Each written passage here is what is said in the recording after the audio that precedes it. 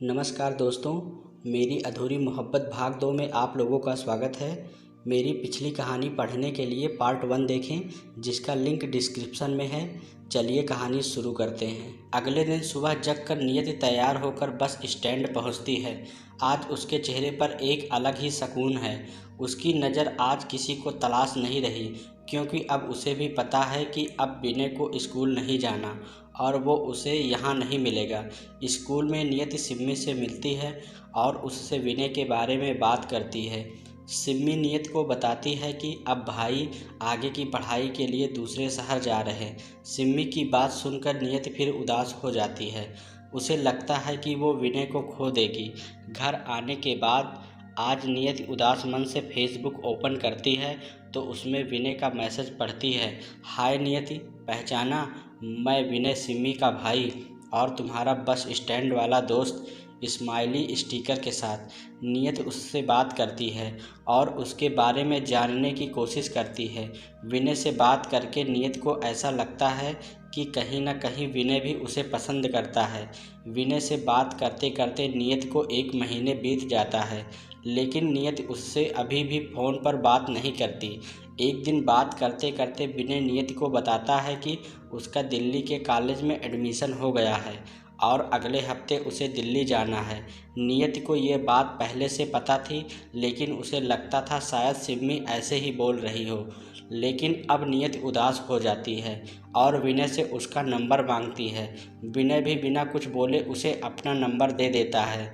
नियति का मन बहुत बेचैन हो जाता है और वो फेसबुक बंद करके विनय के बारे में सोचने लगती है। सोचते सोचते उसे नींद आ जाती है। सुबह जागकर वो अपना मोबाइल उठाती है और एक नंबर पर मैसेज करती है। हेलो, गुड मॉर्निंग, नियति हियर। वेरी गुड मॉर्निंग नियति, उधर से मैसेज आता है। यह नंबर विनय का था। तुम जग गए हो ना? नियति पूछती है। अगर मैं सो रहा होता तो रिप्लाई कौन करता, मेरा भूत?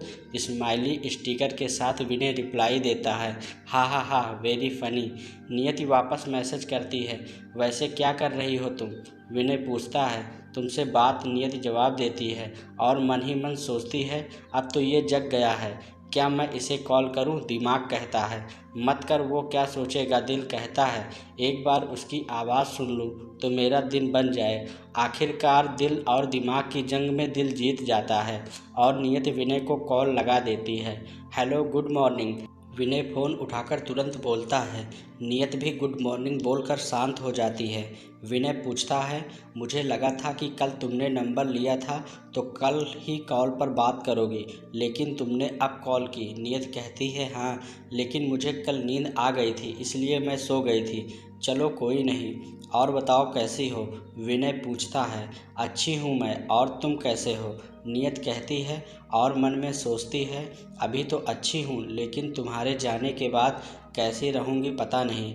विनय से काफ़ी देर बात करने के बाद नियति को अच्छा फील होता है और उसके बाद वो नीचे जाकर माँ से बात करने लगती है। माँ उससे उसकी पढ़ाई के बारे में पूछती है तो कहती है, मम्मा पढ़ाई अच्छी चल रही है। तभी उसके फ़ोन में किसी का मैसेज आता है। वो ओपन करके पढ़ती है, मैं आज सिम्मी के घर जा रहा हूँ, मामा जी ने बुलाया है, क्या तुम भी आ सकती हो? मैं इसी बहाने तुमसे भी मिल लूँगा।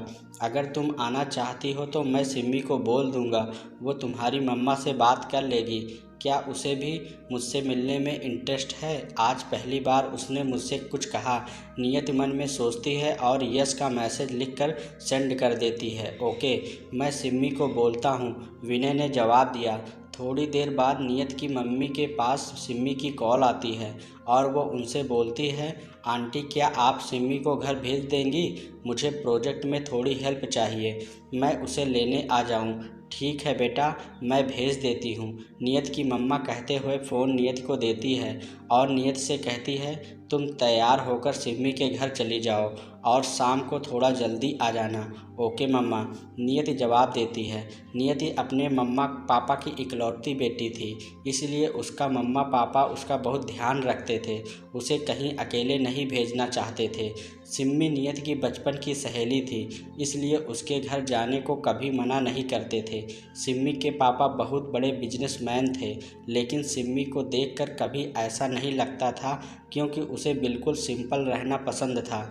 इसलिए वो स्कूल भी कार की बजाय साइकिल से जाती थी। नियति जल्दी जल्दी तैयार होने लगी। आज वो बहुत खुश थी, और वो भी क्यों न आज जो विनय से मिलने वाली थी। विनय जिससे वो पिछले 1 साल से प्यार करती थी, लेकिन कभी बताने की कोशिश नहीं की। जल्दी जल्दी तैयार होकर नियति सिम्मी के घर पहुंची तो पता चला घर में सिम्मी, उसका भाई और उसकी दादी केवल हैं। उसके माँ पापा कहीं बाहर गए हैं। लेकिन विनय तो बोला था कि मामा जी ने मुझे बुलाया है। नियत मन में सोचती है। तभी सिम्मी आती है और उसे दादी के पास बैठने को बोलकर अपने कमरे में चली जाती है। सिम्मी की दादी नियत को बहुत पसंद करती थी। वो सिम्मी की तरह ही नियत की भी बेस्ट फ्रेंड थी। सिम्मी अपनी हर बात दादी को बताती थी, और उसने विनय और नियत की बात भी उन्हें बता दी थी। दादी बस मुस्कुराकर नियत से बात कर रही थी। तभी हाल में विनय आया और उसने आकर अपनी नानी जी के पैर छुए। नियत ने विनय को देखा और शर्माकर अपनी आंखें नीचे कर ली। आज विनय कुछ ज़्यादा ही अच्छा लग रहा था नियत को। विनय भी नियत को हाय बोलकर ऊपर सिम्मी के कमरे में चला गया। ये दोनों ऊपर रूम में क्या खिचड़ी पका रहे हैं, नियत मन ही मन सोचने लगी। तभी सिम्मी नीचे आई और नियत को अपने साथ ऊपर ले गई। सिम्मी ने नियत को एक ड्रेस पहनने को दी और तैयार होकर अपने रूम में आने को कहा। नियत ने पहले तो मना किया, लेकिन जब सिम्मी ने विनय की कसम दी तो वो मान गई और तैयार होकर सिम्मी के रूम में गई। रूम बाहर से बंद था। नियत ने जैसे ही हल्का सा गेट पर धक्का दिया, गेट खुल गया और अंदर का नज़ारा देखकर नियत की आंखें खुली की खुली रह गई। रूम की लाइट ऑफ थी। टेबल में गुलाब की पंखुड़ियाँ बिखरी पड़ी थी और पूरा रूम कैंडल्स और बैलून से सजा था। तभी पर्दे के पीछे से विनय और Simmi happy birthday to you, happy birthday you कहते हुए निकले। अरे आज डेट क्या है? आज तो 22 अप्रैल है। आज तो मेरा बर्थडे है और मैं अपना ही बर्थडे भूल गई। नियति उदास होते हुए बोली, क्या हुआ? तो भूल गई, लेकिन मुझे तो याद था और मैंने ही भाई को बताया था और फिर हम दोनों ने ये प्लान किया तुझे सरप्राइज़ देने का। सिम्मी ने हंसते हुए कहा, लेकिन मम्मा पापा ने भी मुझे विश नहीं किया। नियत फिर उदास होते हुए बोली, वो मैंने ही उन्हें मना किया था। शाम को घर चलना, तब तेरे लिए सरप्राइज है। सिम्मी फिर बोली, अब कोई केक काटेगा? मेरे पेट में चूहे कूद रहे।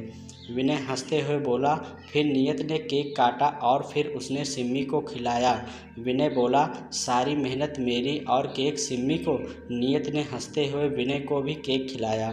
फिर दोनों ने सारा केक मिलकर नियत के फेस पर लगा दिया। आज पहली बार अपने बर्थडे पर नियत ही खुश थी। तभी विनय ने अपने पॉकेट से एक छोटी सी वेस्ट वॉच निकालकर नियत को गिफ्ट की। नियत ने मना किया तो सिम्मी बोली, रख ले भाई, पहली बार किसी लड़की को कुछ गिफ्ट कर रहा, वरना तो आज तक इसने अपनी बहनों को भी कुछ न दिया। नियति अपना हाथ आगे करती है तो विनय उसके हाथ में वॉच बांध देता है। मैं दादी को केक खिलाकर आती हूँ, तुम लोग बातें करो तब तक। इतना कहकर सिम्मी नीचे चली जाती है। अब रूम में नियति और विनय अकेले हैं। तभी विनय नियत से कहती है, न्यू, मुझे तुमसे कुछ कहना है और इससे बेहतर दिन इसके लिए कोई और नहीं हो सकता।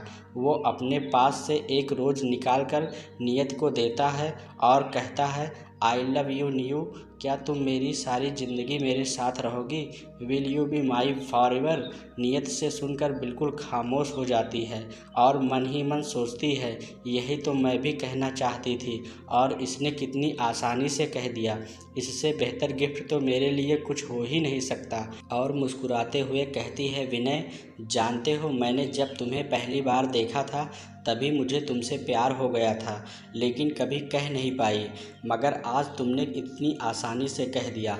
आई लव यू टू विनय, मैं हमेशा से तुम्हारी ही हूँ। अब अगर प्यार इजहार हो गया हो तो कुछ खा भी लिया जाए भाई भाभी। सिम्मी दरवाजे पर खड़ी होकर बोली। नियति शर्मा कर आंखें नीची कर लेती और फिर सिम्मी खाना ले जाती है। फिर तीनों साथ मिलकर खाना खाते हैं। बीच बीच में नियति और विनय एक दूसरे को देखकर मुस्कुरा देते हैं और सिम्मी उन दोनों को देखकर मुस्कुरा देती है। शाम को विनय वापस अपने घर चला जाता है और सिमी नियत के साथ उसके घर पहुंचती है। ज़्यादा उसके मम्मा पापा ने उसके लिए पार्टी रखी होती है। वो नियत को देखकर उसे बर्थडे विश करते हैं और उसे उसका गिफ्ट देते हैं, नई स्कूटी। नियत स्कूटी देखकर बहुत खुश हो जाती है। सब मिलकर पार्टी एंजॉय करते हैं और फिर सिमी अपने घर चली जाती है। रात में नीयू विनय को कॉल करती है। फिर दोनों रात भर बात करते हैं। दोनों का एक दूसरे के लिए प्यार बढ़ता जा रहा था और साथ ही दूर जाने का टाइम भी आ रहा था। एक हफ्ते बाद विनय के दिल्ली जाने का टाइम आ गया और वो दिल्ली जाने से पहले एक लास्ट बार नियत से मिला। उसने पहली बार नियत के माथे पर किस किया और जल्दी वापस आने का वादा करके वहाँ से चला गया। तो दोस्तों, इस कहानी का अगला भाग क्रमशः भाग 3 कल शाम 7 बजे आएगा। देखना ना भूलें। वीडियो को लाइक और चैनल को सब्सक्राइब ज़रूर करें। धन्यवाद।